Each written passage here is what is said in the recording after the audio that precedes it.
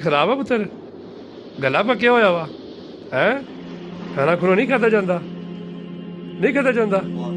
ਖਾਏਗਾ ਇਨਸ਼ਾਅੱਲਾ ਬੱਚਾ मैं जी भाजी मियाँ साहब ने मियाँ रसलान साहब ने मैंने को पुछदा ना वाले साहब भी बच्चे दे क्यों मियाँ साहब की मसला वा बच्चे ਨੂੰ ਟਾਂਸਰ ਜੇ ਤੋਂ ਖਾਣਾ ਵਗੈਰਾ ਖਾਂਦਾ ਨਾ ਤੇ ਵਾਕ ਜੇ ਕਰਦਾ ਠੀਕ ਹੈ ਬੁਖਾਰ ਹੋ ਜਾਂਦਾ ਬੁਖਾਰ ਹੋ ਜਾਂਦਾ ਵਾ। ਟਾਂਸਰ ਦੇ ਵਜ੍ਹਾ ਕਿੰਨੀ ਕੁਰਸੇ ਤੋਂ ਮਸਲਾ ਬੱਚੇ ਨੂੰ ਇਹਨੂੰ ਤੇ ਕੋਈ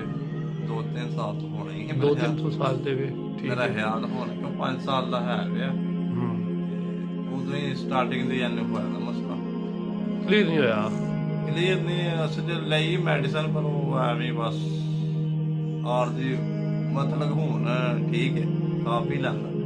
ਪਰ ਇਹ ਕਿਹਾ ਚੀਜ਼ਾਂ ਜਿਹੜੀਆਂ ਇਹਨਾਂ ਦੀਆਂ ਵੇਖੇ ਨਾ ਬਹੁਤ ਬਹੁਤ ਮੋਟੀ ਯਾਨੀ ਕਿ ਬੱਚਾ ਬਿਹਤਰ ਹੁੰਦਾ ਵਾ ਅਚਾਨਕ 2 ਹਫ਼ਤੇ ਬਾਅਦ ਉਹਨਾਂ ਨੇ ਕੋਈ ਕਨਫਰਮ ਨਹੀਂ ਫਿਰ ਬਿਮਾਰ ਹੋ ਜਾਂਦਾ ਫਿਰ ਬਿਮਾਰ ਹੋ ਜਾਂਦਾ ਬੁਖਾਰ ਜਾਂਦਾ ਜੀ ਠੀਕ ਹੋ ਜਾਂਦਾ ਬੁਖਾਰ ਤੇ ਇਹਨੂੰ ਮੁਮਕਿਨ ਨਹੀਂ ਰਹਿੰਦਾ ਹੋਏਗਾ 2-4 ਦਿਨਾਂ ਬਾਅਦ ਦੋ ਹੁਣ ਵੀ ਦੀ ਤਬੀਅਤ ਠੀਕ ਨਹੀਂ ਹੈ ਅੱਖਾਂ ਦੱਸਦੀਆਂ ਨੇ ਪਈਆਂ ਜਿਸਮ ਦਾ ਗਰਮ ਹੀ ਰਹਿੰਦਾ ਗਰਮ ਹੀ ਰਹਿੰਦਾ ਵੇ ਗਰਮ ਜਿਸਮ